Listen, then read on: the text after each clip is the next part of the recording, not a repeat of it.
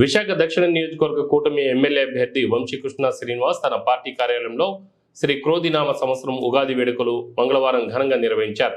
ఈ సందర్భంగా పలువురు పార్టీ నాయకులు, కార్యకర్తలు, అభిమానులు మర్యాదపూర్వకంగా కలిసి ప్రత్యేకంగా ఉగాది శుభాకాంక్షలు తెలిపారు.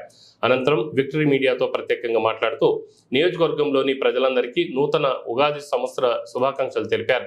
వచ్చే ఎన్నికల్లో వైసీపీ ప్రభుత్వం అధికారంలోకి రావాలని కోరారు. ప్రజలకు అన్ని రకాల అభివృద్ధి జరగాలంటే కూటమి ప్రభుత్వం అధికారంలోకి రావాలని కోరారు. ప్రజలంతా కూటమి ప్రభుత్వానికి సహకరించాలని కోరారు.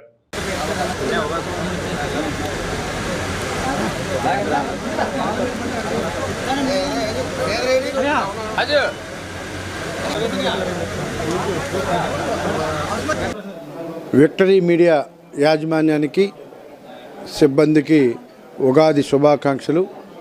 నెక్స్ట్ ఇయర్ ఈ టయానికి ఎంతెంతై అద్భుతమైనటువంటి సందేశాన్ని ఇస్తూ నెంబర్ 1 మీడియాగా ఉండాలని మనస్ఫూర్తిగా కోరుకుంటూ, అలాగే రాష్ట్ర ప్రజలకు, విశాఖపట్నం ప్రజలకు ఉగాది శుభాకాంక్షలు.